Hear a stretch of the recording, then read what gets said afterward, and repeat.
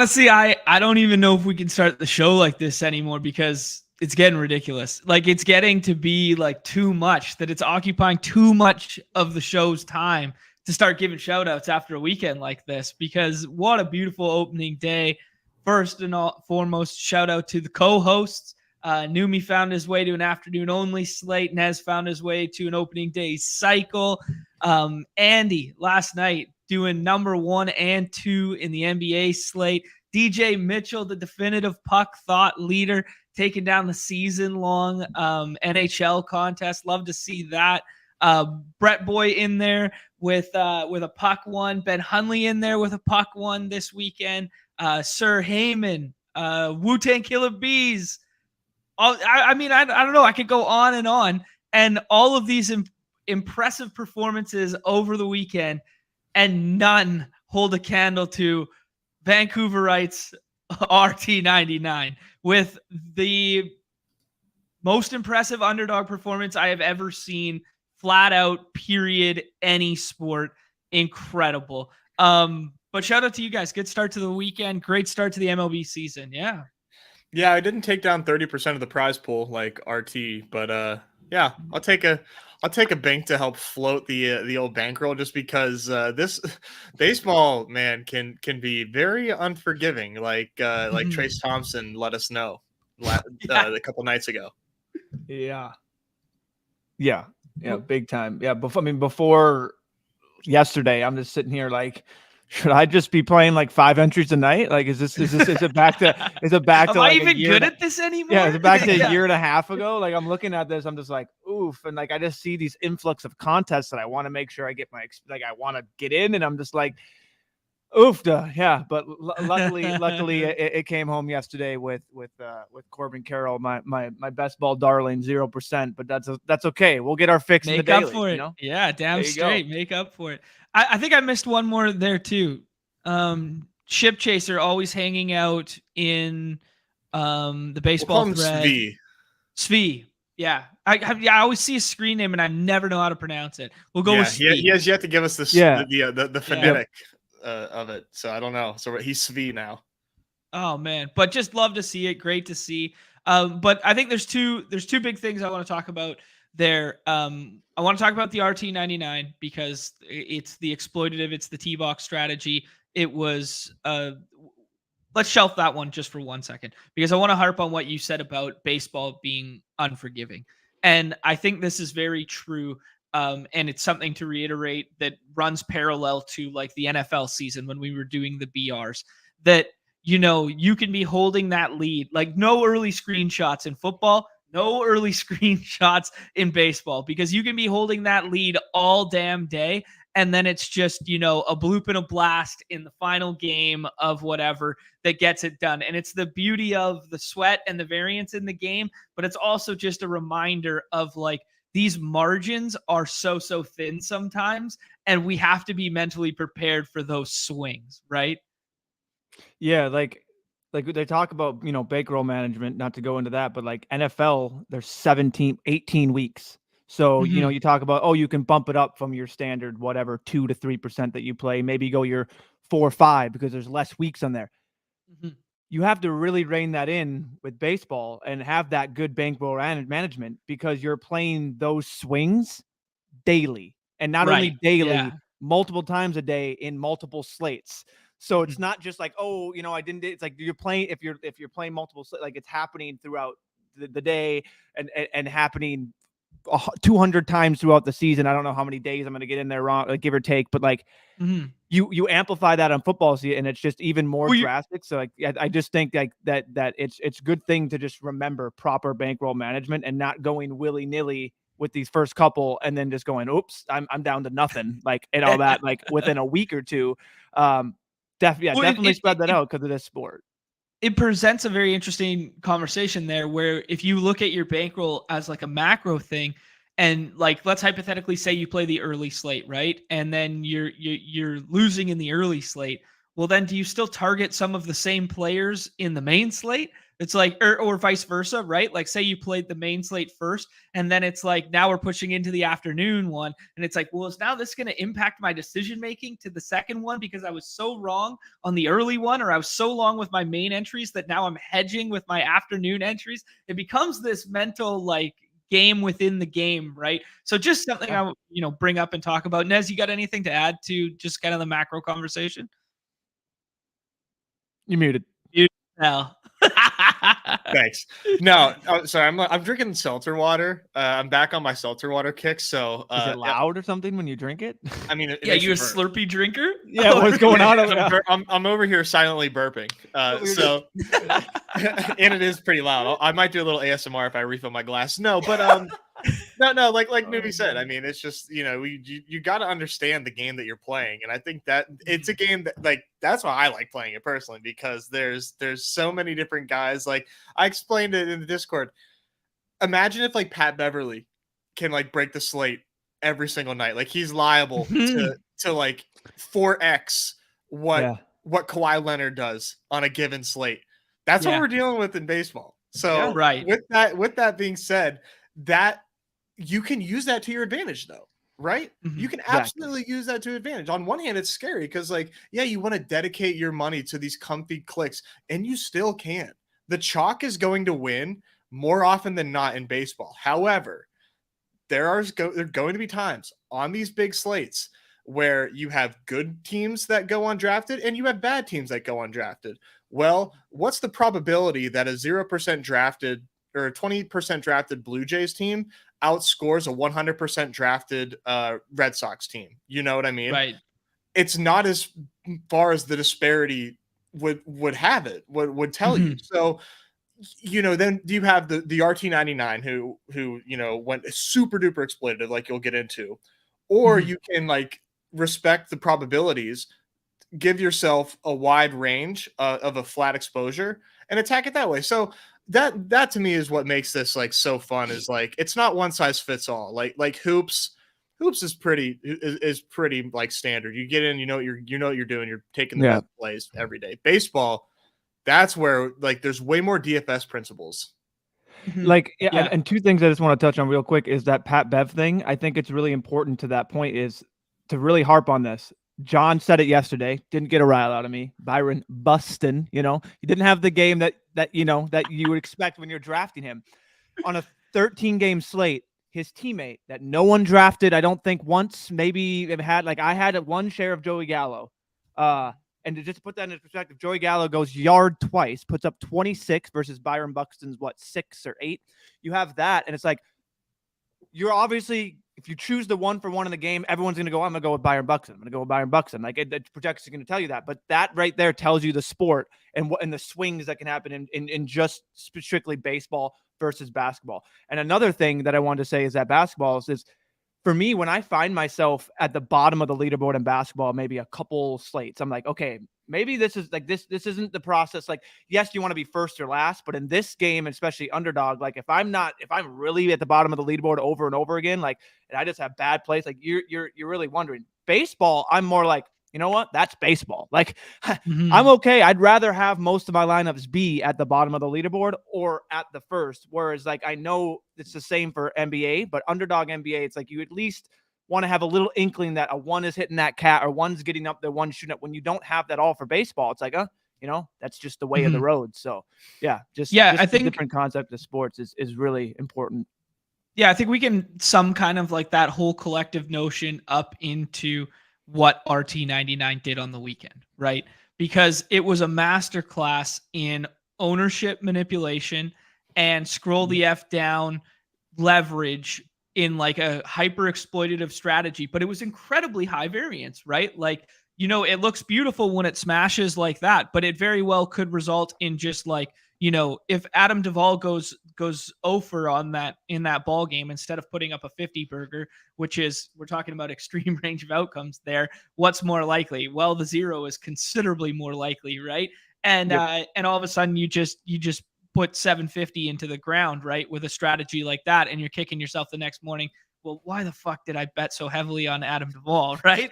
But when it works out like this, it's an absolute masterclass in how to play football in baseball dailies comparative to basketball. Because basketball, there's very, very rarely ever going to be a place where you can get basically let's call it, what do you think Adam Duvall's ownership on that slate was? I had 65 entries and I had 5 Adam Duvall shares. He was popping in some models. But if we just estimated his ownership for that contest, 10%, 15%, yeah, lower? 10, yeah, I would say 10. Okay. And probably take the slight under on that. Yeah. And because I would say he, of that 10%, he probably had 80 to 85% of Adam Duvall. Right. Of exactly. That, Exactly. Yeah. So where else in basketball could you find that sort of leverage? Like that's not even like Pat Bev at this point, because Pat Bev, if he was in the starting lineup and guys were out, he'd be getting drafted, right? Like where else are you gonna find? That's like literally picking like the 8th piece in a rotation off the bench. That's like Luke. That's like almost like 80% Luke Kennard on like a night where he comes out for 30 off the bench and breaks the slate with like 60 points in the 6th round. Anyways, it's just so beautiful to see, because I'm looking at this leaderboard and I'm like, this is how you beat the games on a macro level. Not enough people are trying it, but it's incredibly difficult and incredibly hard to replicate. And that could very well be the only time we see it this season. So I want to caution people's inclination to go, oh my God, look what RT99 did. Okay, RT99's in my draft the following day. Oh, RT99 is taking Pete Alonso and Cedric Mullins at the 6-7 over and over and over again the following day. So people start replicating that behavior, and then it results in a loss. And it's like, well, let's cautionary tales here that like this is range of outcomes, right? But I really wanted to give him his respects on such an amazing strategy from a macro standpoint. And then, coming to see it come to fruition is just, I thought it was just an absolute masterclass in Underdog Fantasy right there. So shout outs to him. I want to hit on this one real quick. Jack saying that Albatross heavy overlay right now closes on Thursday. We will be doing, well, first of all, Badge Bros Unhinged channel, Numi and Chris have already done a nice big preview on this. So if you haven't checked that out, link in the description below. Go check that out. Get in this contest, do some drafting. And there's definitely some more clarity right now, because we're finding out way more about which of the live golfers are going to be participating in the Masters. We have all this clarity, so you should feel safer about drafting in this window of time. And then on Wednesday, we will be doing the like kind of definitive live before lock style preview and finish to this. The cram, so we can all draft together. Yeah. And to add to that, we actually me and Chris are going to be doing a little unhinged stream tonight to recap. Oh, perfect. We're going to do an unhinged stream tonight. An unhinged stream tonight to recap. Basically, just do a little update of where things stand. More of the strategy talk tonight type deal, maybe rip a few drafts. I will say for the baseball hardos, it will be right before MLB lock. So we're going to get our boy to do a couple MLB dailies via nice. But then on Wednesday is going to be the more, light strategy talk. Do our typical try and get in 10, 15 minutes house and then just draft away and really get us into that and have that be the definitive just draft. So tune in tonight if you want to get a little update on where things are going. And then we'll be back for the definitive main breakdown, like basically live before lock. The tournament's locking on 7 a.m. my time, Central Time. Let me make sure here. So that would be on Thursday morning. Yeah, so it'd be 8:30 Eastern in the morning on Thursday is when the tournament officially locks. And like they guys are harping on, Albatross 48.3% full. The longest drive, which is the equivalent of the perfect game, the 250. 48.3% full. So like these tournaments still need to be filled. And PGA is one of the best sweats, if not the best sweat. So tune in. Well, especially Masters Sunday. Give yourself a sweat. Masters Sunday. Are you kidding me? Like, looking at yourself at the top of that Albatross leaderboard after the Masters weekend, that's going to feel so damn good. Come on. I mean, nothing beats, a little gym dance Masters Sunday, right? So and one thing I will say too, like, sorry, I need to find the Brad W saying like the drafts go fast. Yeah, drafts are going to go super fast. So this overlay is going to melt. It's good so, point. Good point. The barrier to entry is very. We got it all for you. We're handing you the answers, the answer sheet. We got we got the sheet for you. We've done previous streams. There, it's a super flex golf. You don't have to worry about the strat. Just go in there, take the guys on the sheet, take the guys that you want. Like crap, do whatever you want. Just make sure you have. Go guys take Corey Connors and print. Just make sure you have guys actually golfing, and you're good. You're setting yourself up leaps and bounds. So like I'm sitting there with 29% of a guy that withdrew for mental health. So that's where we're at right now. So just dodge those landmines. That's what you're gonna be getting right now. Sounds like you got to get some more entries in. Yeah, I will say I'm barbelling it before we harp. I'm barbelling it to try and get my strategy. I talked with Chris. If anyone doing this, it's just been now. This is going to be the week where I use DFS strategy into it because this is what we actually know. We don't know anything for these upcoming months, so I'm just going to try and target golfers that are 4 for 4, and then also now use DFS strat in which no one knew leading up to this week. All these different things. Who's the best goal? What is going to work? All this form. So I'm going to use a bit of that. 4 for 4 implying playing all 4 majors. Correct. 4 for 4. So yeah, 4 for 4, all majors being in there. So I'm going to try and use a little bit more the barbell strat and use that DFS. Try and basically get myself a little bump there because the 2 most important tourneys are the Masters and the final one. So the final. So, but yeah, into baseball. People's game. Yeah, let's talk real quick about we saw the contests over the weekend. Underdog experimenting with some stuff.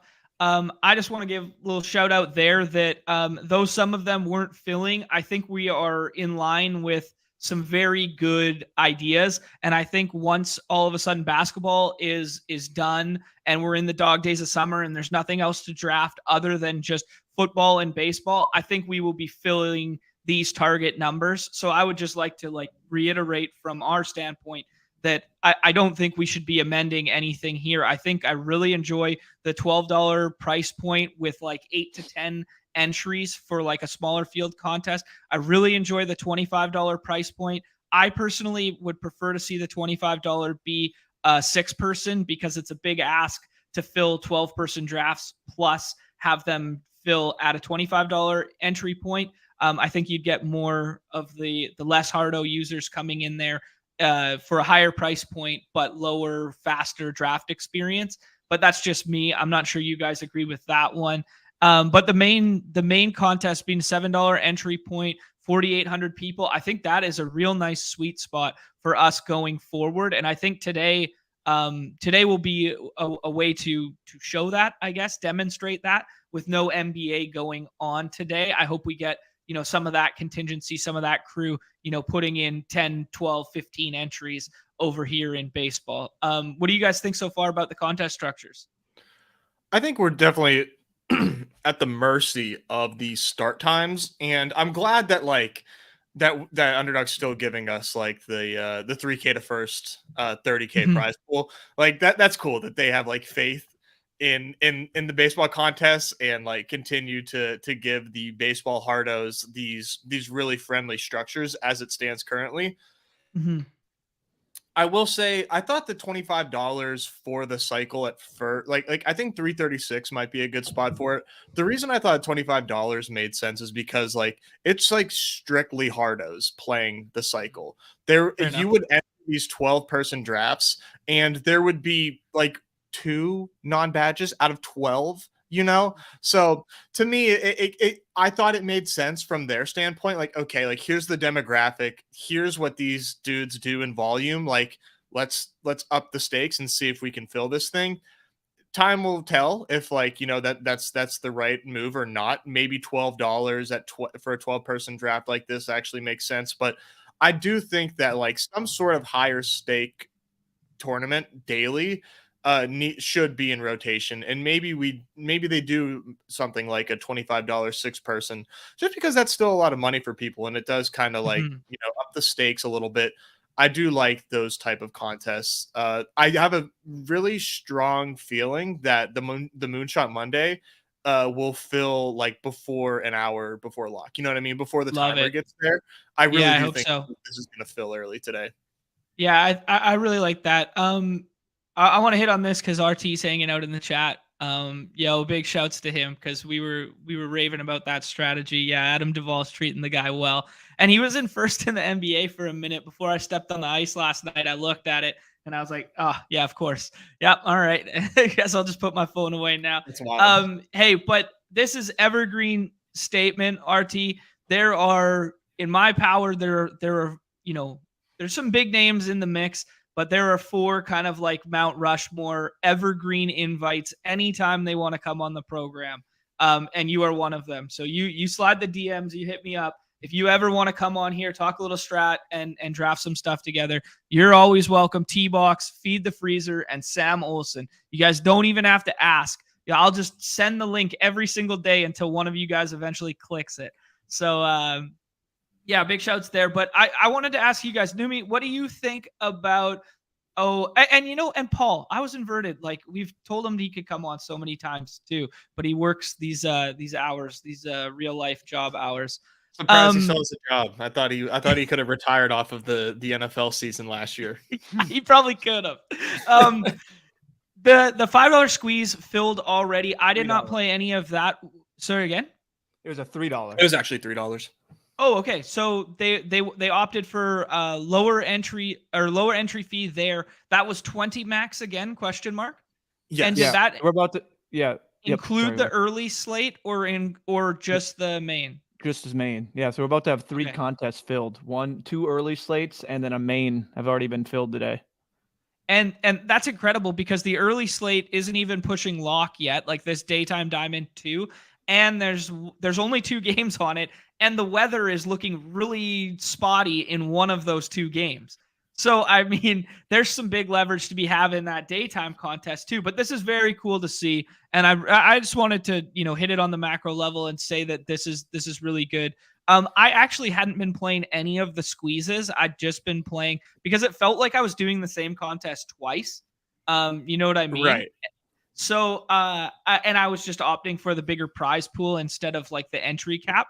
Where do you guys come out on that? Do you guys like the idea of the squeeze? Did you enter the squeeze? What were you doing there? I enjoyed it. I thought it was, I felt like they're lurking in our chat, and they saw the discourse in there and they're like, okay, we'll try a little bit of something and we'll give a bigger prize pool at a price point that is 6 and 7, and then we also gave you that $5 squeeze, the 20 max, and then they did another one that was like a 27 max but a smaller contest as well. I mean, it definitely, I think it incorporated with the lock time and not having a full day to fill it. They definitely would have filled if we got even an extra like hour of time, basically. But I personally like it. I think I've been seeing good people or like good conversation about it in the chat, giving some people that don't want to go hardo in the dailies, that just want to play a couple entries here and there, they're going to opt for that tournament. Just in terms of structure. So yeah, I definitely think it's I liked it. I guess it definitely it's going to come down to, will they continue to, like, can we get all of them to fill if they continue to offer the different style contests? And for the cycle, I mean, I didn't mind it at 25. I didn't mind it at 12. I think if we can find that sweet spot, what it continues to fill at, and they find like they find those sickos, the hardos, and maybe some others that want to come in here and there, and they get that nice sweet spot. I think they're just trying to find it where they have that price point be that 1.5K. You know what I mean? Like, that's what we're trying to have up there. And trying to keep that first place the same there. Exactly. What did you guys think? Let me clarify here with the cycle. Not there. Maybe it's the squeeze. One of them, it was one of the 2 did last place was just money back. Did that affect your guys' decision making at all, or are you guys just cool with that being the structure? That's interesting. Yeah, I don't know. The squeeze, I do a couple in there, almost just as like a little like it was just a little practice run just to get a feel of the slate. And I did draft an absolute monster, by the way. I mean, like, dude, like a monster. Yeah. And he should be put in Azkaban.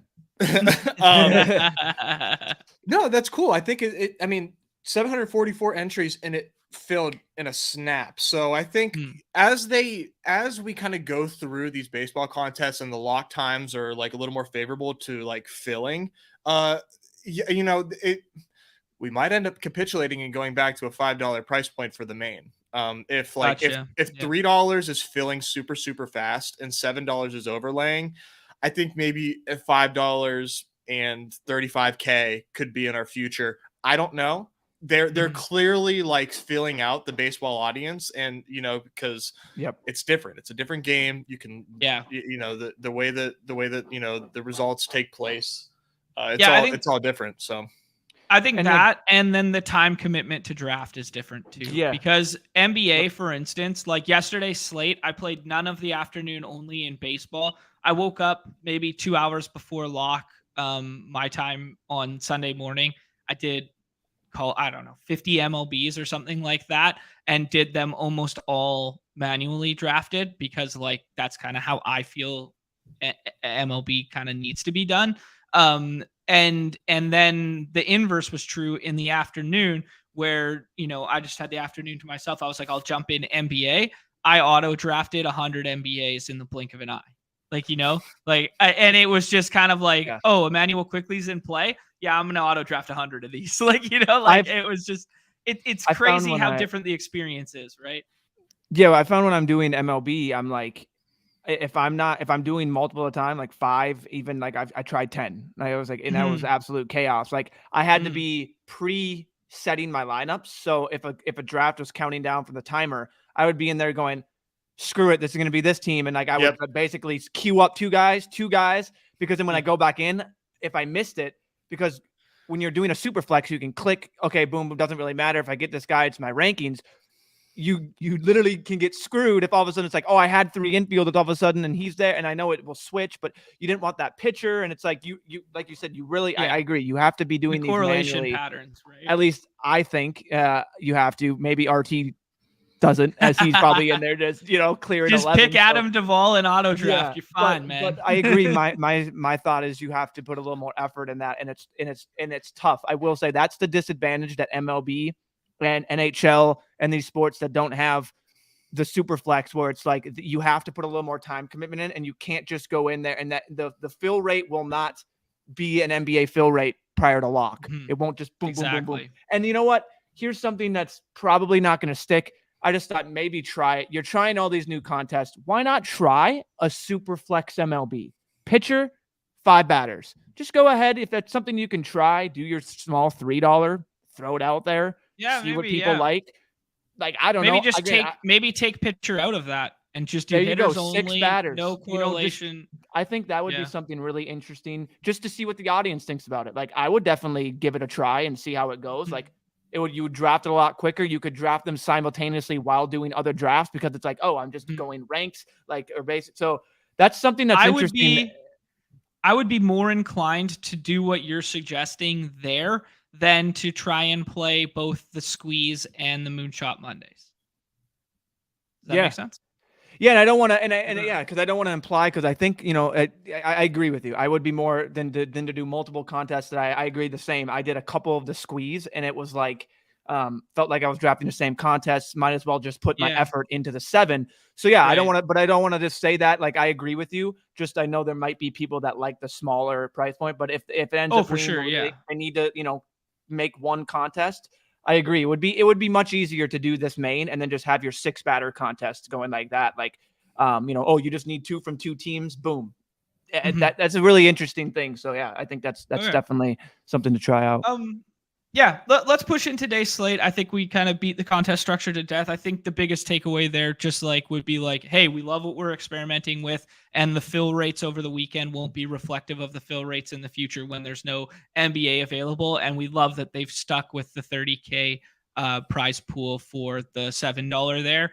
And we love the capped entry style contests where you can just do, 3, 10, 20, whatever that may be, opposed to having to do the 150 max. Okay, cool. Yeah, very good. Let's jump into today's slate. As always, start with weather. Doesn't appear to be anything treacherous on the slate right now. We're talking about some very isolated wind stuff. If you want to go the boost for bats route, I think there's kind of only, I don't know, maybe one spot that's kind of boosting bats, and that's the Tampa and Washington game. The rest of it is just kind of like, right to left center. What do we make of this kind of deal? So I don't think there's anything huge to take away from weather, but you guys got any concerns anywhere? No concerns with the Giants and the White Sox. They might end up doing another early slate, but if you didn't know, looks like they moved the game up. So I think they're going to be able to get this in all 9 with with a little bit of rain involved. So I wouldn't like full fade Giants and White Sox if we end up getting another daytime contest. And I will say also for the Cleveland at Oakland, I don't think the temperatures are super warm, but winds out to right, 15 to 20. Oh, yeah, good catch. Right-hander on the mound with Caprillion. Yep. Guardians seem fun. Nice. Yeah, I like that shout. I don't know. What do I know? Yeah, yeah, what do I know? I'm just the cycle champ from opening day. 52. So 52 that's going to degrees? be quite chilly. There's a lot of other warm spots in the United States right now than Oakland, California. Well, luckily the Guardians have a lot of beefy boys who can stay warm. I don't know, man. 52-degree temps. Yeah. We've already weather's already been 100% this year. There's no way they can do it in 52 weather, right? Like we've already saw, Baltimore and the Red Sox. Like I was told to stay away. I don't know. Yeah. But yeah, no, I like that there. The bump is giving it a 25 plus home run, 25 or plus 36 on runs, and then plus 36 on ERA for the weather edge on RG. So it looks like a positive for hitting and a negative for pitching. So which are the 2 biggest? Because I don't pay for weather edge, so you got to tell me what's the 2 biggest boosts to bats and the 2 biggest boosts to pitching sides right now. Yeah, so it's all the advanced stats will tell you it's a boost, but the biggest ones are for bats. It's like if you want to go into OPS and all that, but plus 26 on like home run, basically like 20 home runs or plus. No, I just what teams? Oh, sorry, that was Houston. What teams today? Cleveland. That was Cleveland and Oakland. I was just talking about. Are they the biggest on the slate? That's all I'm asking. Like, what are the 2 biggest boosts according to weather edge on the slate? I wasn't picking up what you were asking me. Yes, that would be in the top 3, if not the biggest. The next biggest one would be, here we go. Yeah, negative effect for the Nats and the Rays, and that's negative 54% home run. Really? Is what it's given me. Again, you don't have to take this for a thing because you can see the win and like all that. Like I don't like to, but that's just what we're giving me here. The only you don't have to quantify Kevin's work. You could just tell us. Yeah, and then 31% home run. This one will help your confirmation bias. 31% home run for Red Sox Pirates out there in Fenway. There we go. There we go. That's the one I wanted. That's the one I wanted. Hey man. Real quick. I put out a tweet this weekend. Yeah. And I think it's something that like I think we kind of lose sight of this, or maybe we just like play these games a little differently. Like Numi said, getting the 0% Corbin Carroll ROI back by banking a slate yesterday, that'll make up for those shares. But O'Neal Cruz going like 70 or lower, like all draft season. And yeah, he's in some favorable spots, but like make it make sense a little bit. You know what I mean? He's like a top 5 infielder so far on like every slate. I really, really wonder if we had a resurrection contest where he would be going. And there's no doubt in my mind that he's going at least 20 spots earlier than he was all draft season. Like, yeah, I think you're right. I know we had the one small slate that definitely helped out, but even on the bigger slates, yeah, he's been up there in ADP. So like, dude, like he's like the names that he's going over. If you wait it out, yeah, he's definitely like he's up there. He's been up there in like the 15 and the 13 game slate. He's been he's been a 20 plus ADP. So yeah, I agree with you. It's interesting. I wonder, I think John tweeted it. Like, I wonder how much is the Great American Ballpark bump. And now the bump in that was a good point. But however, 2 things. 1, he's there in the championship round. And 2, he was facing Nick Lodolo one of the toughest lefties, You're right. and Hunter Green. Yeah, You're right. yeah, one of fair. the toughest pitchers, period. You're and right. Yeah, it's fair. pretty good opening. I mean, a lot of season left. He's got a lot of, he's that K rate's gonna no doubt probably be one of the highest ones. But if this K rate's 25%, forget Yeah. about it. We don't get penalized for it, so Yeah, That's true. Yeah, we don't get penalized. sorry. For it, I just had to say that because I just thought that was really interesting. No, it's like, good. the It's way- good. Yeah. Get your stuff in there. Get your. I mean, he's sitting there at a 1080p, so Okay, so let's talk about a couple of the spots on the slate today that we like. This Reds game's not on the main slate. The Houston game is. Dodgers are basically Dodgers always, like, we're always going to be paying the Dodger tax anytime they're playing Colorado, whether it's in Colorado or not. You're always playing the Dodgers tax, or when they're playing Arizona and playing, a middling lefty or a bad righty, something like that. But kind of the according to the free resources of these lines and stuff, propping up Dodgers stacks, Red Sox stacks. The Houston one concerns me a little bit, I guess, but Yordan and Tucker both hit lefties well, so I'm not overly concerned about them going against Matt Boyd. Matt Boyd is, once upon a time guy, and then a reliever last year, and then now is converted back to a starter in his Detroit home again. So yeah, I mean, there's not much to say there. Atlanta, we are getting a discount on Atlanta today in a big way comparative to what we've seen in recent memory. We were seeing Acuna, Olsen, and Riley go in the top, call it 15 picks in almost every draft. And all of a sudden, Austin Riley's low-key going undrafted today just to show the depth of the 11-game slate. Might be a little bit of leverage there. Any other, stacks, team totals you're believing, team totals you're not believing? I think we're going to see this quite consistently, that the same 4 or 5 teams are always getting stacked early. And then you kind of have to find your contrarian ones late that you kind of like to mix in. Anywhere you guys' eyes are going today, and what you like or what you disagree with at the top here. So I just did a quick little, my typical type them in, check them out in terms of ADP. And the only Toronto Blue Jay with a ADP of 34.8 or 35.8, might be lower. Yep. There is, I guess, sorry, they bumped up. They do have now a slight ADP. Sorry. But anyway, look at those Toronto Blue Jays in which you can get them for they bumped up majorly. My apologies. Still, I mean, those are really low. Still, so that's still that's outside 35.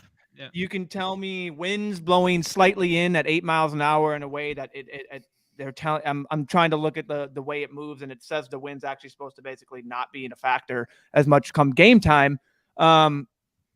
Brady Singer, as much as we talked him up and he was me and Nez's darling, like, it's Brady Singer versus this offense. Like, I will take a discounted Toronto in which you have all of these multiple ways to stack. Now that it can maybe be a downfall because it's like whack-a-mole with one of these pieces. Like, it can be Varsho, it could be Springer, like, shoot, it could be Alejandro Kirk if he's in there. Nope, it's Whit Merrifield today. Like, but give me Vladdy and Bo Bichette and Springer as easy back stats to any of these lineups, projecting well in multiple projection sources, stacks, tools. So that's the one thing that immediately stuck out to me is something I haven't drafted yet, but this is what I like to do to get a feel for the slate, to know where I can target guys.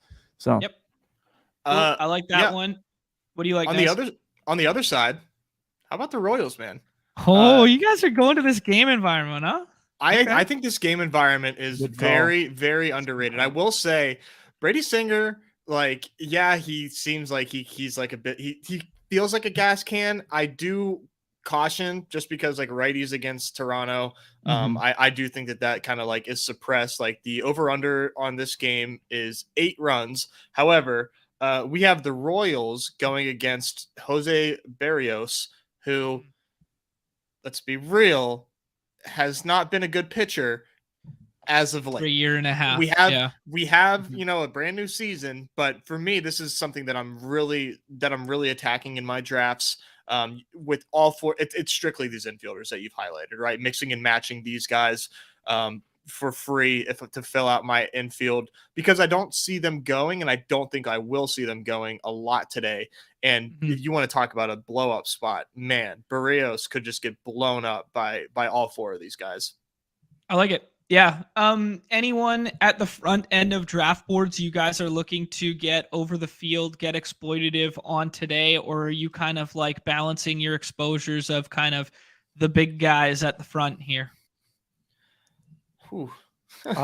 For me, I think it's going to be kind of just balancing, especially when and it's just the way I like to play. 11 game slate. There's just so many options that can do it. Like, I mean, you go to a stacks page, you can pick out any of these middling stacks that can be it. So getting overweight on one of these guys, yes, that can definitely be a strategy. For me, I just kind of like to go by stacks. And then basically go by my ownership within stacks. If I have 5 Atlanta stacks, I'll be cautious and be like, hey, do they all have Acuna? Is that something you want? Sure, like definitely fine, but I'll go into it like that. So nothing really I see. Nez? I'm starting off by not taking a lot of the Houston guys.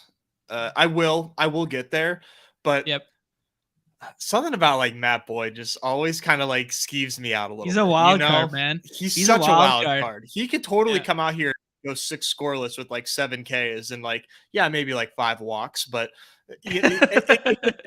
I'm just a little skeeved out by him, So I'm definitely like taking it easy there. And then with the Atlanta side, like they're going against this dude Woodford. I honestly don't know anything about him, but it's the evil I don't know. So in that regard, like we see a name that we don't realize, people target it, and it could not actually be the spot that we think it is. Woodford only started 1 game last year. He's a former first-round pick. He's been on and off the roster, kind of between AAA and the big leagues and long relief, but he's only 26 years old, and he won that kind of rotation spot over Matt Lodolo. Not Lodolo. Libator. And Libator was like the big prize piece in the Rosarina trade. So it does kind of give me pause that like, hey, maybe he's good enough. If he's good enough to win out versus a guy like that. That being said, I'm not sure Libator's anything now, but we will see in due time. But he won that rotation spot out over him and Dakota Hudson. For what it's worth, he kind of earned this spot so far with his spring performance. But that being said, he seems like just a guy. So I'm pretty fine. Definitely targeting the most elite offense or most complete offense in baseball against him. That's where I started. For me, I'm doing a little something like this. I'm not a huge batter versus pitcher matchup guy, but Judge is my 101 today because of a little. I mean, that's not a big shock or a take or anything. But he has hit 364 with 4 home runs in his career in 14 plate appearances versus Taijuan Walker. I'm not a huge batter versus pitcher proponent. I don't think it's a great part of process, but as something like where we're dealing with like razor thin margins in, this guy versus this guy, I mean, I'll give a hair of a tick to Judge over Acuna just for that. Although, admittedly, B versus P is just for content. I'm just absolutely appalled that I didn't get this pre-early slate to find out that I should have 100% William Contreras. So like, I don't know if I can. Dark Sheep's telling you exactly what I precursored there is don't even look. I see that, and I'm just like, I don't know what you're doing, John, but you're hiding the goods from me. I could have had 100% my boy William, and I could have just stripped everything. Oh, hey, Dark Sheep, I'm wondering sometimes I like to go to this plate IQ. I'll check the last 30 days to check if someone's hot. Wondering your thoughts on that there, Sheep. Yeah, I love to see it. I really like Raffy Devers today. The projection models really like Raffy Devers today. He feels like a guy that if you wanted to get exploitative in the first round, push up over this tier. I don't particularly love the Angels spot versus George Kirby. I think George Kirby is electric. Yeah, I do think he could end up being the second best pitcher in that Seattle rotation, and we do see a big breakout this year. It is kind of scary. Emerson Hancock's coming too. You guys wait. He's coming too. After that Super 2 deadline, and now to fill Robbie Ray's rotation spot, they're not going to ride Chris Flexen for like that long. If they have any, come on, baby, he's coming. Yeah, there's my homer take for the day. Any other names? Anything else you want to say? Suppressed ADPs. I didn't give my favorite cheap stack right now, but my favorite cheap stack is a little Corey Seager plus my boy Marcus Semien. Yeah, Marcus Semien down there and Corey Seager as a little cheap middle infield stack where I load outfield bats to start. Yeah, I'm kind of feeling that. Yeah, they might just be a little darling for me of late now. I'll just be continuing to click Seager and Semien over and over again. Yeah, it does seem like they're pushed down a little bit, and they shouldn't be, kind of night after night. It does feel like they've been underpriced for a little bit here. Any other bats you want to say to look smart before we do a draft, or talk pitchers then do a draft? No, I think you nailed it, and I think everybody else can see it too, that there's a handful of pretty good pitchers and the rest are pretty not so good. So it's really like take your pick. There's a plethora of good options today. You don't have to look too hard. There's a plethora of good hitting options you're referring to, right? Yeah. So on days like this, just generally speaking, it would not shock me at all if Hunter Brown pitches 4 innings tonight. Like, that would not shock me in any regard. Like, we're talking about a guy, I don't think it's his first big league start, because I think he was out of the bullpen majority of last year, but I think he started once or twice, like something like that. I don't think it's like his first start, but it does seem like, we had that late in spring injury, and then now all of a sudden he's starting his first game. I don't think it would surprise anyone if they cap him at 65, 70 pitches here. And that might be good enough to get 7 Ks. But as a pitcher whose ADP is highest off the board, I think there's a less than 5% chance that he can break a slate in our scoring format today. So I'm just mixing and matching in the 6th round with whoever falls there. Same. Floor play. Definite floor play. You don't have to think about it too much. Not a lot of guys that have potential to like dominate today outside of, I would say Cortez has a decent chance against the Phillies, and Rasmussen against the Nationals can also put up a pretty nice spot. Everybody else has like some major warts in their matchups or just in their profiles in general. I will say I was loading up on Hunter Brown to start just to like get my favorite plays in before I start to mix and match a little bit. I honestly I was considering that, he probably isn't getting a quality start. He would have to pitch extremely well to get there, but I think 5 innings is probably more likely. I think they maybe make him pitcher of record if he's pitching well. Okay. Yeah, I can respect that. I'll throw out a name. It's pretty gross, but this is gonna be matchup. Now this is where my Numian matchups in basketball. Now Numian matchups in baseball is much different. And click on Zach. Yeah, there you go. Click on Zach, please, Zach.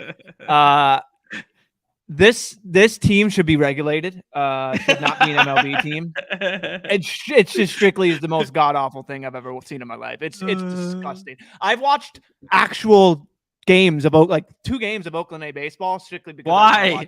I want to watch the A's. I want to watch the A's. We have 4 games up here, and I have 4 games over here. I'm living the life, so I'm not actually watching games. Anyway, Plesek.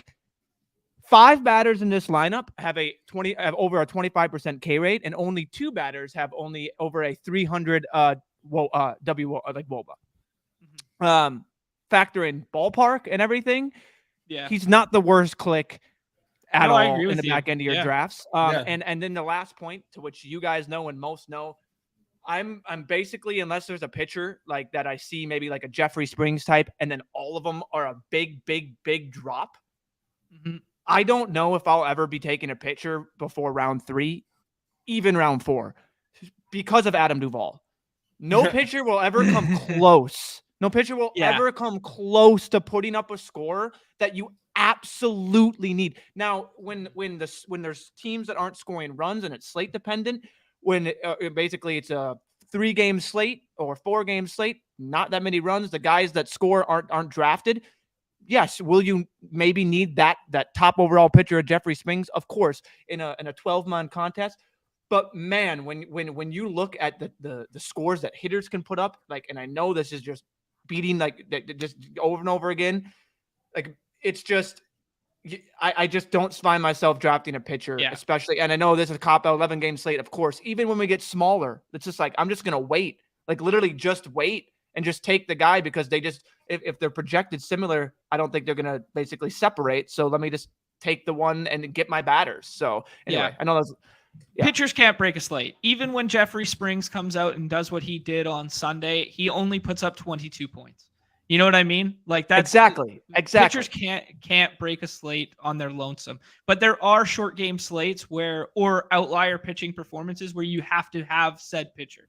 Like there will be slates like that. But the smaller the slate, the more that's true. Right? These larger style slates. I mean, if you get the difference between if Nestor Cortez gives you 15 points today, Hunter Brown gives you 12, and Zach Plesac gives you 14, like you're not losing anything. Or if you go like Hunter Brown gives you 18 as like a ceiling game, Nestor Cortez gives you 18, and Zach Plesac gives you 11. Well, hey, you're still live as fuck because that's a double away. You are literally a double away from catching that pitcher scoring. Pitcher scoring cannot make or break a slate, and that's kind of the problem with it, but whatever. So, yes, I like Zach Plesac as a floor play. It kind of scares me because I saw Silas put in the chat 100% Brady Singer. It kind of scares me that neither of you mentioned these two names because they're my two highest owned right now because I'm shooting the moon a little bit with pitcher in the 6th round at the back end, and you guys both opted for stacking against my guys, or against my guy in Brady Singer there. But I like Brady Singer today, and I like Reed Detmers as guys who, you know, obviously not as good a matchups available as like someone like Plesac, or you could even argue like John Gray or something like that. But I'm just kind of looking for that strikeout upside at the back end of drafts there, where strikeouts kind of are what I deem floor opposed to innings in this format, especially early in the year when we're seeing so many pitchers only go like 80-ish pitches. So I've been looking for some Ks, and I do think those are two kind of high upside pitchers at the back end of drafts. Anything to add before we jump in, gents? No, I just I can't do Jose Barrios. And the thing with Detmers, I will say I love Detmers. Like who doesn't? He caught so much helium at the end of draft season. And I think he's going to have some awesome starts. I am extremely concerned about him facing the Mariners because that is like the one team that you do not want to be a lefty against is the Seattle Mariners. Julio, Ty France, Eugenio. I mean, Teoscar.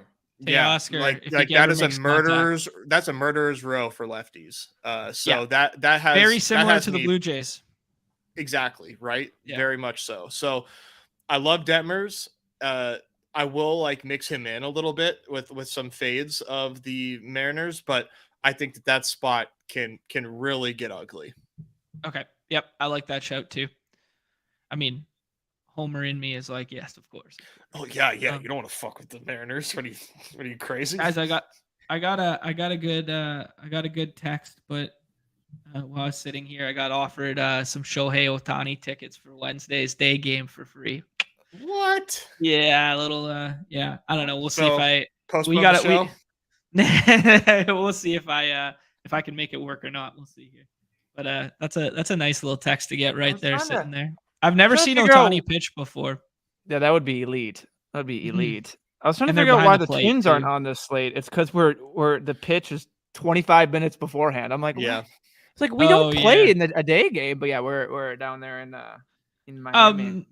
I'm Acuna or Devers here. I'm kind of moving them up. You could twist my arm into the Freeman and Betts combo, but I think I like to kind of play for them together later. I think Acuna first. Okay. We can kind of treat this as like, let's say like you haven't drafted yet today, like first draft of the day. You know, who's your first targets? Ronald Acuna, pick 3? Are you insane? And it's tough because it's like his stacking partners go late, but you also like would like to stack him as early as possible, which like I would probably recommend. We'll see what our guy Roofing Man and I've been seeing this Ricky, man, yeah, he's been in the NBA too. He's been in the NBA streets. Nice, as well, nice. So.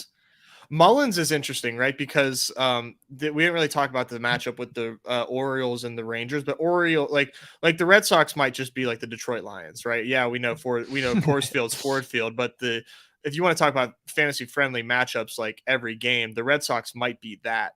Is John Gray the best pitcher that the Orioles have seen so far this year? Is there a chance that he kind of mutes them? I'd say it's likely. I think Chris Sale's probably better, but I do.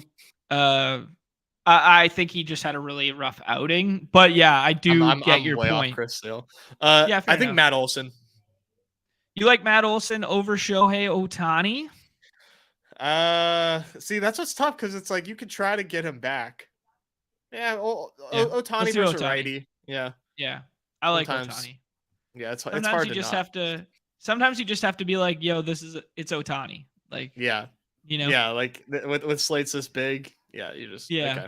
Bro, even Ohtani off the lefty yesterday, they all of a sudden trouts up, and it just literally the most effortless to dead center. I'm like, did he just?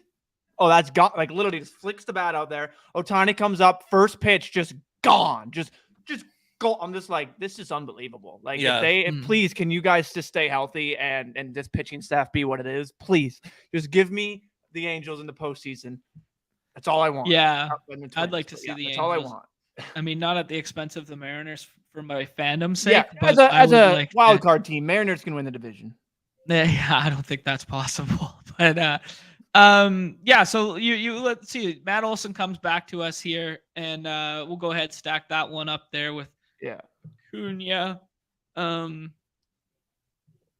Yeah, getting a lot of Matt Olson in the third, which is weird because you'll see how these slates change day to day with matchup, with recency bias, with positional scarcity, where Matt Olson was going at the 1-2 turn, 2 days ago, right? And now all of a sudden we're dealing with him, third round falling, that sort of thing. There's an easy third person to add on to this stack. Drew's asking the question, what the favorite ballpark you guys have visited. What's your guys' favorite? Outside of PNC? Dude, PNC, like completely unobjectively is just like a beautiful park, right? Like just as objectively speaking, like I'll take your biases out of there for you. It's a beautiful park. I've never been there, but like it just aesthetically looks amazing. It's my favorite. One of my favorite show always to play on in the show. Just hit the ball into the water. Yeah. I'm gonna make this. Sorry, Naz. If I butcher it. It's the Allegheny that's behind there, right? Or no? Mm-hmm.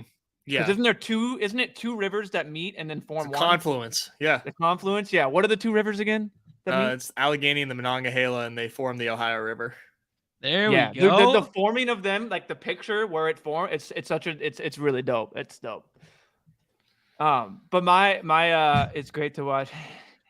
They did win a wild card game there. My favorite stadium that I've been to outside of, honestly, it's probably better than Target Field. Although Target Field is pretty beautiful and a nice nighttime with the skyline. I enjoyed Coors. It's honestly the only other one that I've been to, but Coors was fun. Just being in Coors and obviously being there.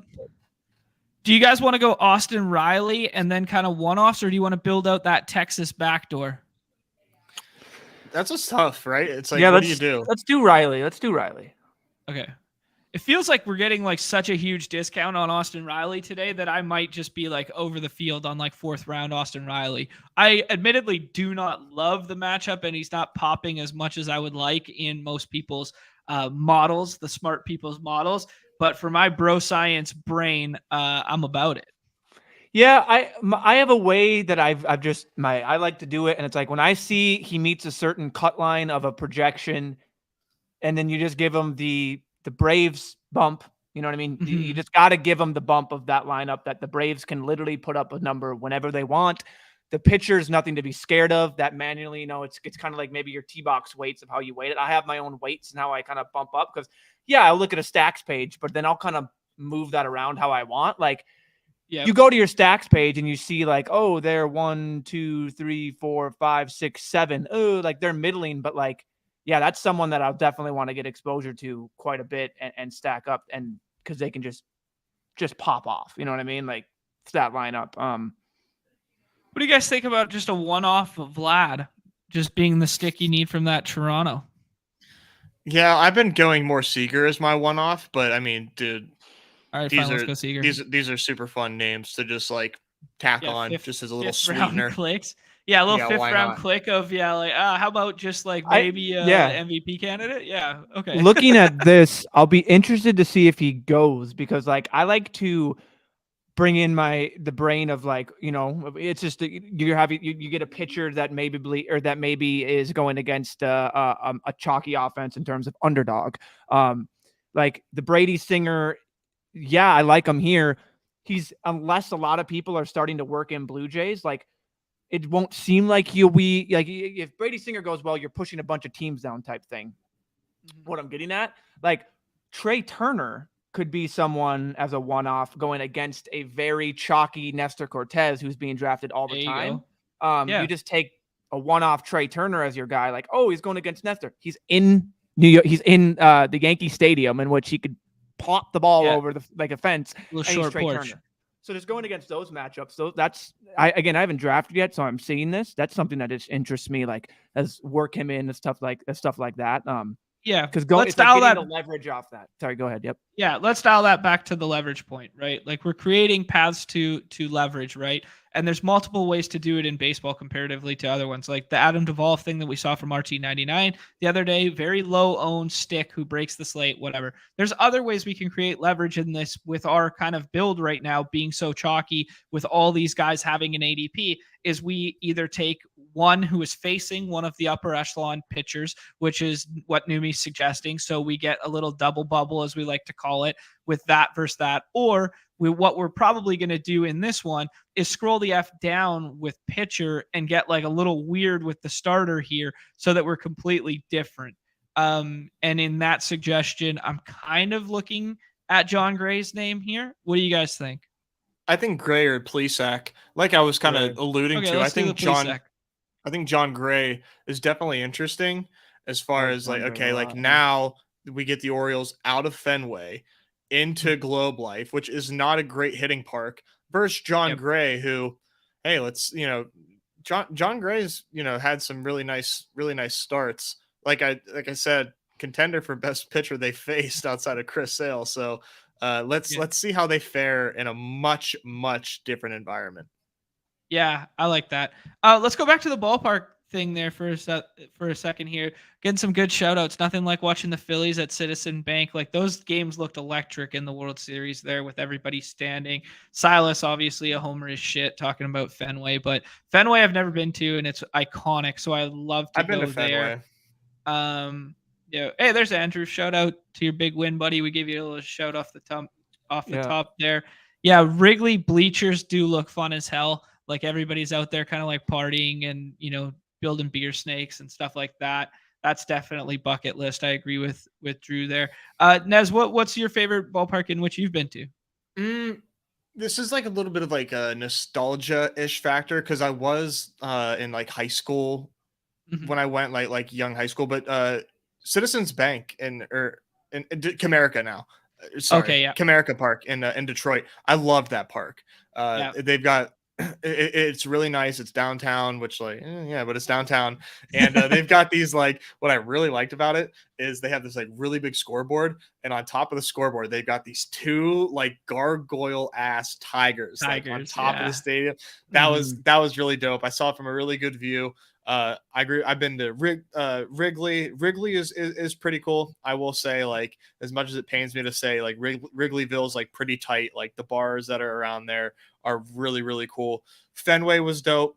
I really the old, like, just the how old Fenway felt was really, really sweet. Mm-hmm. I love that, but it's very uncomfortable if you are over 6 feet tall. Depending on where you sit, it can be pretty tight squeeze on the old knees. So Yeah. just beware. But I'm trying to get to LA, the Dodger Stadium here soon. Mhm. And I love Citi Field as well. Citi Field is extremely like dope. Citi Field over Yankee Stadium like every day for me. I really like Citi Field. I like this start right here. You could twist my arm into stacking the LA bats. You could twist my arm into Mookie Betts being one of the best plays on the slate. I like this, and I like Devers best. What do you guys like? Devers this time. Yeah. Johan Oviedo is interesting, but I don't think that he's going to fare well today. And then who do you kind of like here, or do you like to go a little bit more rogue than this? I don't know, man. It's hard to say no to Mike Trout, right?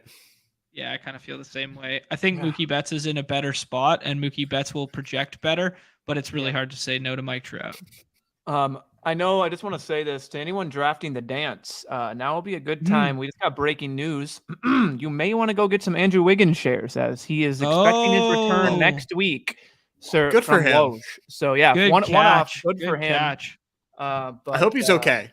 I hope he's doing okay. Yeah, He's had some major personal stuff. I'm not going to speculate. But... Yeah, I've been seeing all over from the things are false to things are true. That's not actually true. That's not actually what it is. So until we hear, and when we ever don't hear, I'm just glad he's back. I've always loved Wiggy. You know what I mean? So good Canadian boy. Good Canadian boy came over here. Good Minnesotan boy. We didn't treat him well. Expected him to be who he wasn't. Anyway. But I'm glad he's back. The Anthony Bennett treatment. That's huge, man. God, that is big. I've been working him in as one of like a 3 or like when I've done a 4 type thing, because I would say the Warriors are one of the only teams that I've done a 4 with. Shocker, I'm confident in the Warriors, but I've been kind of working him in, and I think he's going to move up. But yeah, it's a good shot. shot. He's back, good on. But Nez, to your point with the Dodger Stadium, there is no better backdrop in my opinion in baseball than the Chavez Ravine across the back there. Like if you go to Dodger Stadium, I would actually suggest, it's actually kind of weird.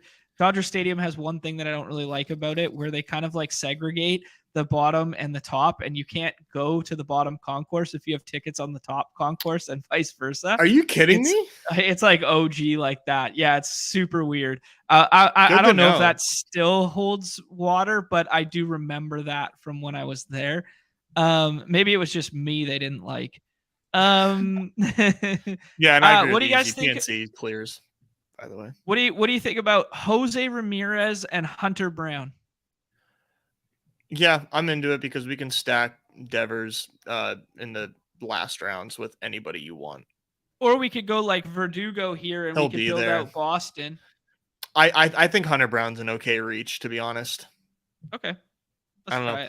Maybe mix in, if you feel as bullish as I do on Hunter Brown, maybe mix in some hedge shares of the Tigers in a couple lineups, but I'd feel pretty confident in Hunter Brown today.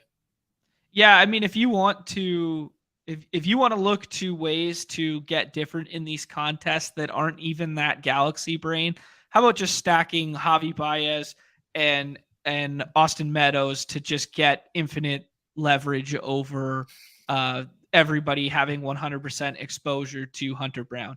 If you are going to play low amount of entries at low dollar price point, the one way to do so and have a path to first place is just stack against the starter who's being drafted 100% of the time. It's that fucking simple, right? It doesn't have to 2-man, 5-man, 4-man. Is it a viable winning strat? Like from like a macro ROI standpoint, maybe not. Is it a viable winning strat on an isolated night, on a given night? Absolutely. So 100%. Yeah, just food for thought there. Yeah, people talking PNC's backdrop, that's for sure. I definitely agree. But watching a little sunset at Dodger Stadium is It's special. I mean, I haven't been to PNC though, so I can't there. And We'll I get mean, you I there know someday. nobody. Yeah, let's do it. I mean, I know nobody wants to come to the old Pacific Northwest, but like, Safeco, formerly Safeco, now T-Mobile is like legitimately one of the best in-park experiences, like period. I do Just want to get from there. like, it's gorgeous, and it's right beside the football stadium, and you got a view over the city from kind of basically anywhere on the second and mid tier, and then all the outside concourse looks back over the water. It's very nice. Hey, we have a cool skyline. we have a nice skyline. Skyline chili. Weather is beautiful. Come July. Here becomes a question now, gentlemen. I think we stack Boston here, and we just go all in on smoking the shit out of the Pirates with this lineup. I like Verdugo. We get the Adam Duvall ADP kind of like discount. I think his ADP is obviously flawed to his recent experience, but this becomes a big decision point here. If we take Verdugo, we could stack Duvall. We could opt for a lesser owned Justin Turner than Duvall. We could eat the ADP value, or we could go with a one-off of kind of a more premium name. I was going to say we could stack Ramirez with Josh Naylor. Out of these guys, I would probably do Turner or Yoshida if out of the queue. Yeah. Okay. I don't want. Yeah, I wanted to go through. I don't want to give the goods Boston too there. much. You don't want to give the what? I need Newbie to just shut the fuck up about Josh Naylor. Oh, he likes the Josh Bell. Sorry, I said the wrong name. Shut up about Josh Bell too, dude. Mike Zazino. Oh my, Zanina. Oh, it's always Guardians, man. Always Guardians. Always Guardians. Okay, I'm sorry. I'm not scared of freaking. If there's a right-hander against the Guardians, just know that I'm stacking them. Like I don't need to say it I'm pouring a cold one over there, a nice beverage. There's a right-hander against the Guardians. Just know I'm stacking them. Pouring up a nice old fashioned over there. I mean, dude, give Josh Naylor his respect. Let's see if we can fill a cycle here. Let's see. I'll give it. We got 7 more for a cycle there. If the chat wants to help us fill that, that'd be great. If it takes more than the next 3 minutes of time, I will just jump back to one of the $7 ones. We're down to 5 spots though. This is good. I might even. I need to make sure I'm not regged. We're getting some 4th round Shohei there coming in. We got one more. I did reg. I'm just making sure you know, Naz. I regged. So. Okay. All right. Well, then I'll watch you guys. I haven't drafted yet. I need to get. Yeah, you guys need to draft. Yeah. I think this will be the first cycle. Oh, nobody runs here. For you, in general. In the contest, contest's life. Maybe it's number 2. Number 2. Okay. Cool. Yeah. Yeah, Zanino, baby, always. Zanino home runs or bust. Those catchers, man. Well, one thing I wanted to ask your guys about with the catcher stuff is I admittedly don't play a ton of catchers in dailies, even when they're in like good spots and stuff, just because they're the number one position to get lifted. Just in terms of pinch runners, in terms of that, the reason that everybody carries a backup catcher. There's a stark correlation between at-bats, and it's the most predictive metric of all, is at-bats to fantasy points, right? So I don't play a ton of catchers because I kind of cap it at like 3.2 at-bats, like is within their range of outcomes, even if they're hitting in the middle or at the top of their lineup. Do you guys factor anything like that, like macro-wise in? Like, no. I mean, maybe if I just don't play bad catchers. So I'm normally just playing Will Smith, Real Muto, like guys that won't get subbed. I mean, sure, you could say they will, but there's no way you're taking out Will Smith and Real Muto for any reason in the game that's pinch running or anything like that. You know what I mean? So I know those are just 2 of the top tier catchers. Oh, I cherry picked, but like, I for that reason, I mean, I really won't be playing. Like, let me just go into catcher. Like Adley, I don't think he's getting it. I don't think Wilson Contreras is going to be pitching 4-run-4 unless it's like at the end of a game type thing. But then I start going into the other guys, like how much like of these how much Austin Hedges, Maldonado, Trevino. Ooh, like no Austin Hedges ever. ever. That's what I'm saying. Like I start going down there and it's like, I feel like there's a big difference and it's Adley. like, maybe I'm never playing those guys, but like even maybe like I feel like Alejandro Kirk would be the guy that's like, okay, maybe he gets pinch hit for or something like that. But the people like Devers today. I'll take Acuna at 7, but I really wanted Devers there too. So the people really like Devers today. Oh yeah. Yeah. I mean, for me with the catcher thing, I think that they're like a really good way, like, cause I like getting them on like really good teams. And as a stack, nobody's like looking for, like, prime example, Travis d'Arnaud. Like anytime Travis d'Arnaud's in the lineup against a lefty, like I'm mixing him into my Brave stacks because I agree with you there. Pretty low owned. It's always Acuna with Olsen or Riley or Albies, and it's hardly ever the catchers. So I whenever the catchers are in, I really do like to mix them in just because of the ownership. And, you know, you got to look at it from a probabilities standpoint. Mm-hmm. You know, it's like, how likely is it that, you know, this never drafted player can put up 14 points? You know, it's liable. Yeah, no, I like that chat for sure. One thing I want to ask you guys, now that we're switching to a 11 gamer but 12 person drafts here, should we be dare I say thrusting up pitching in any regard today, or do we think it's just flat enough as a tier that you don't really give a shit about the difference between Kyle Bradish and fucking Tyler Mahle? I guess Tyler Malle's not on the slate. Ryan Weathers? Like, are we going that deep in this pitching pool that, like, do these guys matter? Oh, Brett Boyd took Jose Ramirez. I was really hoping that based on his ADP, he would come back. So for me, it's 1, 2, 3, 4, 5, 6, 7, 8, 9, 10, 11, 12. Like I have 12 guys that I'd be fine with. So I'm more than willing to wait. So to answer your question, I think the tier when you drop down from obviously your Hunter Brown, Cortez, and Kirby, and like it's just kind of more flat. I agree with you. I'd be more willing to wait and just hope that I'm not stacking against my guys. Okay. Yeah, for me, I push them up. I will take the depth at hitter versus the depth at pitcher. That's true. That's very true. And I guess that's one caveat to even the main contest is you could tell me that, hey, there's so much depth. You could tell me two things. There's so much depth at hitter that I'm going to take the best pitcher that projects best and still get batters that are or hitters that are like projecting just fine, that are helping my stack. Or you could be like, I need to get exposure to this guy, so I'm going to take him here and still get hitters like you're talking about that are just not being drafted, like the Simeons, the Seagers, all the Toronto guys, all these. So there's a lot of guys that you can just build out and still be like, wow, this team is perfectly fine, and go pitcher in those, 1, 2, 3, 4 rounds. Like, so to the rebuttal to the, I'll never do this. Like, I think I'll have to take a step back and look at it and be like, well, do I want to have 0 Hunter Brown? Maybe not. Maybe I'll have to bite it and have a couple Hunter Brown shares here and then look at the slate and be like, well, you can build out some pretty good super teams, in my opinion, by still getting a pitcher early. Slate dependent, but yeah, especially here, I mean, you can still find guys that you can stack on that are like hitting in the top of the lineup, that are good, like hitting 4 or 5 in like a real good stack, or 5, 6 in a real good stack. So the way I see it is we've clearly established pitchers cannot, like, rarely will a pitcher win you a slate. Obviously, it's slate dependent, but we are looking at 12 pitchers here that are going.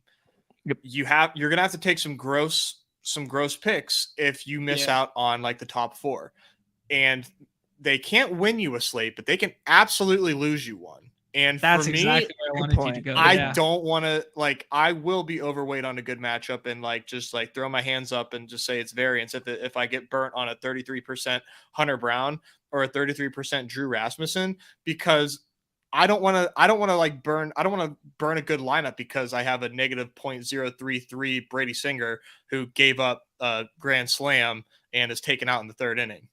Yes, I'm right fucking here, dude. Oh my.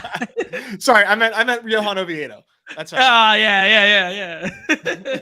So no, I think there's a very sharp line in there, Nez, that you said, and it's like they may not be able to win you a slate, but they can definitely lose you one. And the way in which they could lose you one is in 12-team drafts compared to 6, right? Mm-hmm. Like, definitely so. Yeah, I definitely agree with that. It's weird not using my queue. I'm writing a top secret list on the side here. Like you don't want to use your queue with like everybody else watching. Yeah, now's the time where you just take Seager, right? And I think what makes Devers a really interesting early pick is like he has so many players you can stack with. Like I don't think Johan like Johan has shown flashes of like really good stuff, but when you're playing in Boston, I think you can kind of give less weight to the righty on righty matchups because of the wall. So, just pairing Devers with Justin Turner, pairing him with and literally anybody in this lineup, because if Johan Oviedo, like there's two things that play out here. One, Johan Oviedo goes like 6 innings somehow and he pitches well. And then the bullpen comes in, and then they could potentially blow things open. Or they get to him early, they jump on him early, and then they bring in the atrocious bullpen that the Pirates have, and then they continue to pile it on. To me, it just seems like a really, really bad spot for the Pirates. And you could pretty much pair anybody you want in the Red Sox and probably put yourself in a blow up spot. Okay, yeah, I agree with that. I got a question for you guys, or two questions. We see Adam Duvall going at 15 after we just passed him in the 6th round last time there. So just an interesting note from Freezer there. Look at all these Boston bats going throughout, though. I think everybody's kind of on this spot. And then Numi opting for Brian Reynolds over Kyle Tucker, Randy Arozarena, some of these names. Numi, why do you like Brian Reynolds today over that? On Wheels Up Pittsburgh. Shit. I just Cutter Crawford is not someone that I'm too scared about. Okay, yeah, fair enough. So, and we're gonna take into that park factor effect that we already talked about, in the fact that when I scroll over there, we got a 31.1 home run percentage. ERA is down, total runs is down, winds blowing out towards the monster at 14 miles per hour. A little bit warmer than it was when they could barely muster up, I think it was like 18 runs in their 42-degree weather. So I'll take the 52 or the 51 bump and hope that maybe they can, score half that or something like that. But I like the matchup. I like Nez said, it just seems like Boston could just they're just throwing out people to throw once they get done with their starting pitcher. They're not going to be formidable at all. So we're seeing Feed the Freezer go crazy with the other side of this Boston stack here, just aping in on what he deems, or what many deem, the highest total on the slate. Wow, getting Michael Harris there feels pretty nice.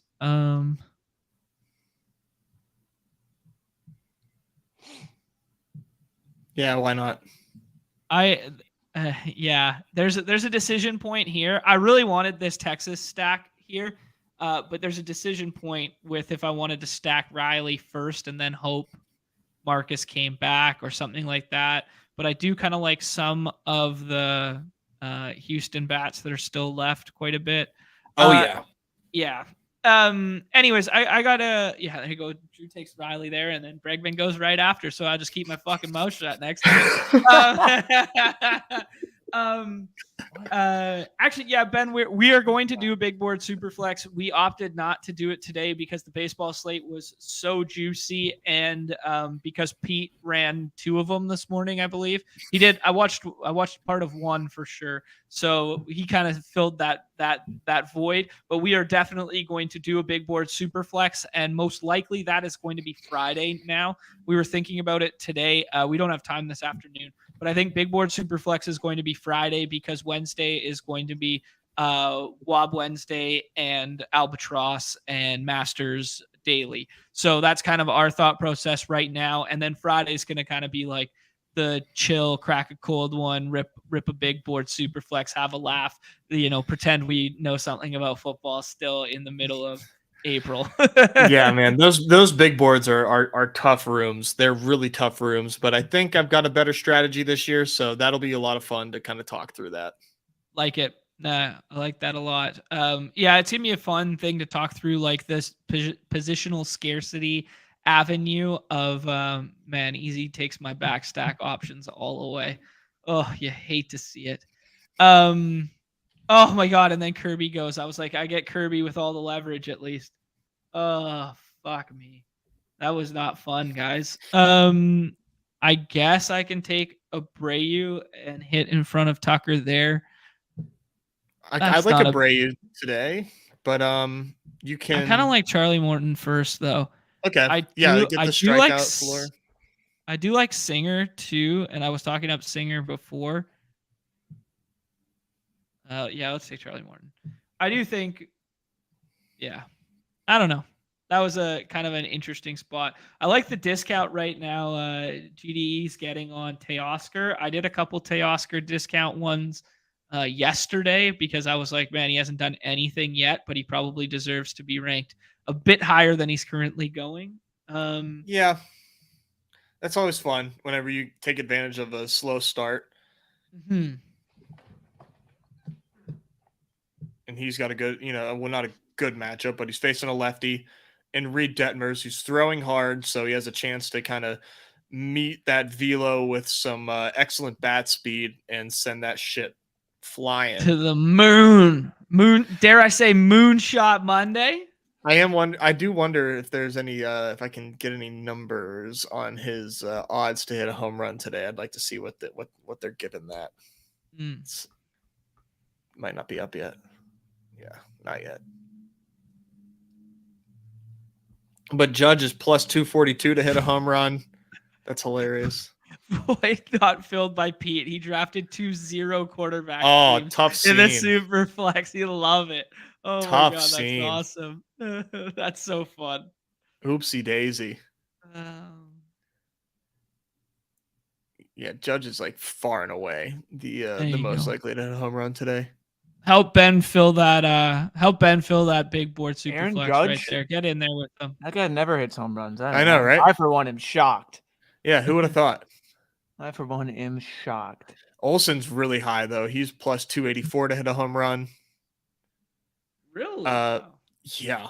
And Bellinger is plus 268 to hit a home run today. What do they know? Wow.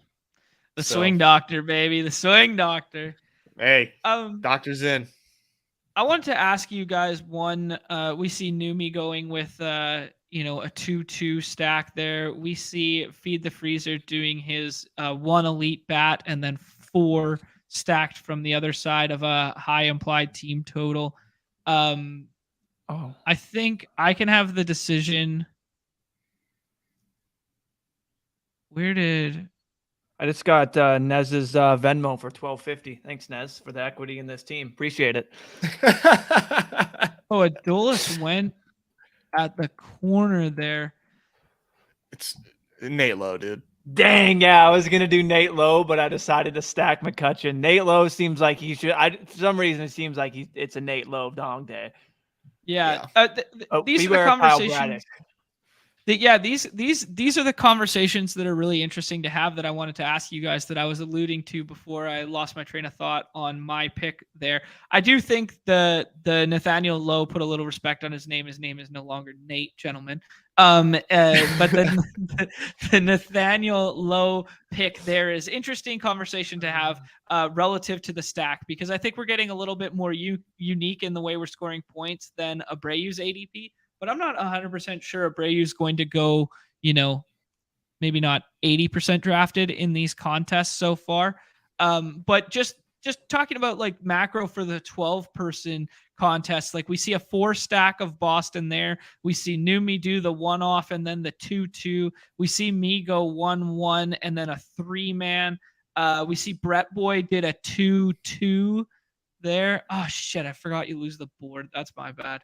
Anyways, I just pick your guys' brains right quick with the 12-mans versus the 6-mans. Like, do you guys prefer stacking? Do you think we should be stacking more, less? Like, is it just, it's always going to be slate dependent and whatever, but do you think correlation patterns matter more the thinner the contest in terms of player pool? Like, the deeper the player pool, the thinner the talent available? I'm not sure on that part. My mind goes to the being 320 people in the contest. So just having the brain of less people, you have less things you need to get right. Just kind of basically pick the two teams and away you go. And if you have the one-off, my brain always tells me to get the superstar as your one-off rather than the one-off mid-tier or whatever. Not that, just the superstar is more likely to hit that home run. In terms of the 12 versus 6 mans and correlation, it just seems like it's the easiest thing to do in the 12 man, because it's like, oh, am I just going to take a random one-off bat from the middle of the order, or am I going to stack it up? And it's just like, we know how baseball works. I'm curious your thoughts, Nez. It just seems like it's just the easier thing to do. And like it's what we should be doing. What I will say before I pass on is doing some 12 mans opens my mind up to like, wow, I still like these 12 mans. Why not put some of these guys into the 6 mans, because they score the same amount, and they're still projecting well. And it's like, we know baseball and projection systems. So doing that has opened my mind up to the options that are late here are definitely going to be very available in the 6 mans. So I've been kind of working those in and seeing how that. So I don't know. Yeah, I'll continue to stack in these 12 mans unless I get like an absurd value given to me. I'll definitely do some 2-2s, but I'll try to stick to 2-man stacks. I don't think I'll go to 3 in the cycle, just because the player pool is thinner, and I like just clicking on names that I normally don't. So that's what's honestly fun for me, is just like flexing some knowledge, getting deep, and I like it. Just having fun. I think that's one thing about baseball that's going to be a very happy medium here going forward, both in terms of the way they build contest structure and what we like to play going forward, is lengthening the pool makes a lot of sense to me. I know I was talking to Mamba the other day, and it's kind of like hard for them to do so on the back end right now, but seeing some like 6-person 8-round drafts, because I like the depth of the 12-person player pool. I hate that it takes forever to fill them. Like there was basically a 0% chance we were filling that unless we put out the Badge Bros prompt in our Discord or we were on stream. Like we weren't going to fill that. And you sit in these lobbies for a long time, and there's players that want to draft these. We just saw that. It took us 5 seconds to fill one of these contests. There's demand for this contest. It's just hard to fill them when you're sitting in a lobby and you're trying to do real life and you're waiting for 7 others. Okay. All right, I'll wait 4 minutes and then leave again, and then I'll come back. So I think there's going to be some happy medium in terms of how we can send out bat signals to fill these, and or how we could just elongate the player pool, but in a 6-person fashion so they happen quicker, right? I think those are the big selling features. One thing that I would like to see, and I don't know if it's potentially like some sort of issue, but maybe like on the homepage and we're scrolling through tournaments, like maybe just something that says like cycle 9 out of 12, like, okay, 3 left, 9 to fill. Yeah. Like a lobby, like it fucking tells you. Yeah. Just tell us, just tell us how many are left in the current lobby. And maybe so just for dailies, because everything else is going to fill so fast. That's what I do for, like, I look at the current entrance, and sometimes that's wrong. Like, I know. Sometimes it'll say 23, and I'm like, you divide by 6. Like, okay, so well, no, also like for the cycle, like 2 days ago, it was like 23 entrants, and I joined. I'm like, I'll be the last one, and then it said 5 of 6. I'm like, well, no, a bunch of multi-enters. I'm like, I still I know my math isn't that bad, so I definitely wasn't that far off. Like, I should have been pretty close. So yeah, anyway, it was just that's really helpful. I think I just changed my number, like 101 want list item. It was audio prompts on like picks and stuff like that, or like when you're on the clock and stuff. I think my new number one thing that I want is in the same fashion that you see that red number countdown clock right here on the tiles, that we see like a current lobby, like blank out a blank. You know what I mean? That would be sick. I think just on there, that'd be perfect, because then you could know right away, like, oh, that one needs 3. I'll join that. And like a lot of people will see that when scrolling, and I'll get a lot of people to join that. So yeah. All right. Oh, good shout. I like that. That's a good way to end the show. Good luck to everybody playing baseball tonight. Thanks for watching. Thanks for enjoying. I haven't asked anything nice of you yet, but do me a favor and hit that like, hit that subscribe, hit that notification bell on your way out the door. there. Anything to add, gentlemen, before we leave? Oh, Numi's going to be doing an unhinged golf preview. So if anybody's thinking about Masters dailies and thinking about the Albatross, he's going to be doing an unhinged show this evening. What time will that be, Numi? It'll either be 5 or 6 p.m. Eastern time. So I will get the tweet out. I'm going to work on that. I just got to figure out a couple things, and then I'll get a tweet out here shortly with the link and all that. Yep. 5 or 6. Perfect. Yes, we'll be drafting Albatross After Dark tonight, and we will be doing Albatross on Wednesday as well, unless I'm watching Ohtani pitch. Then these guys will be doing it. Anyways, good luck to everybody in the MLB street. We will be hanging out in the Deposit Kingdom Discord the remainder of the day. Reminder that tomorrow we will be doing baseball, but on the Underdog Baseball channel. So if you're not liked or subscribed to that, link is in the bio below. If you're not playing on Underdog Fantasy, what are you doing with your life? 100% match deposit for promo code up to 100 USD using promo code MLB. On behalf of myself, Numi, Nez, the Badge Bros, big shouts to everybody who won this weekend, and hopefully another member of the brigade takes it down tonight. Best of luck. Enjoy some baseball. Everybody's favorite time of the show. The end. Peace.